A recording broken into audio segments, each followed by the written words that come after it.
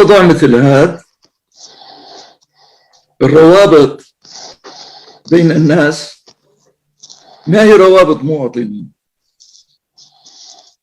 كل واحد بده يدور على شكل من أشكال التضامن الحديث أو القديم. يعني مين ممكن يشوف بعشيرته ضامن راح للعشيرة، مين شاف بالطائفة حامي راح للطائفة. وبالأشكال التقدمية المتقدمة اللي بنت عصرنا راح لقوميته. بس في سبب أساسي، أنه ما كنا مجتمع مواطنين أحرار نختار ماذا نريد، لذا كنا أفراد في العراء الطلق، فلقينا أي كوخ نحتمي فيه دخلنا فيه، أي أول كوخ منلاقيه ممكن يحمينا دخلنا فيه. فنحن اليوم بعد شفنا كل الأمراض اللي طلعت على السطح بالعشر سنوات الماضية.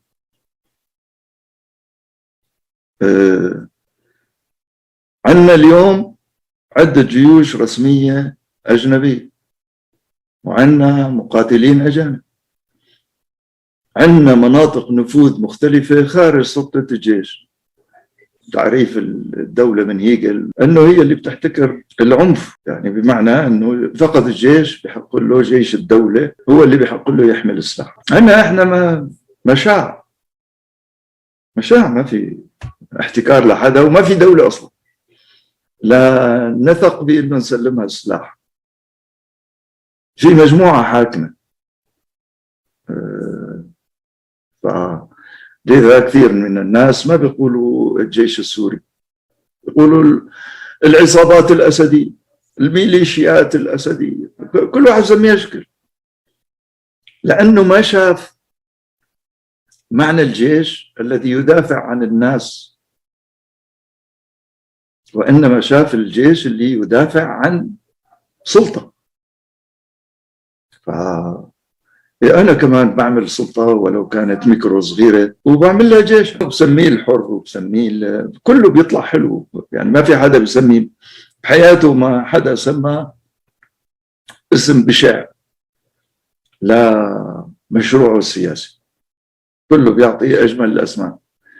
جورج حنين بيقول هذول الدكتاتور تبع تشيلي والدكتاتور تبع فنزويلا تبع الأرجنتين وتبع ألمانيا الشرقية، كان وقتها ألمانيا الشرقية الغربية، ما كلياتهم اسمهم ديمقراطيين.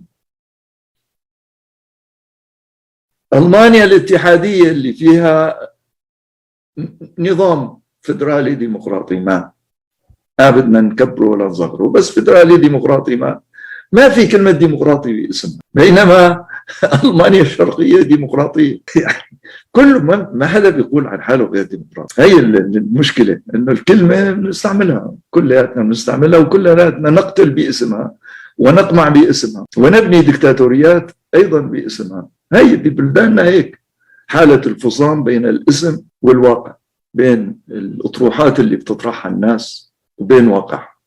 هلأ في نماذج مثل ما بيقولوا في شيء عدل شيء، يعني لكن المفاهيم التسلطية المحلية للسيادة بشكل عام لم تستطع ولم تتمكن من العيش. للأسف نحن في وضعنا السوري الفيدرالية الروسية حريصة على بقاء المنظومة التسلطية باسم استمرارية الدولة.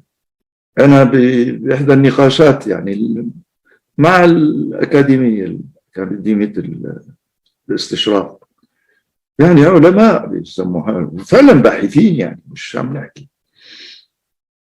قال أنت دكتور عايش بفرنسا، طيب فرانسوا ميتيران ما راح على قبر بيتان باسم استمرارية الدولة؟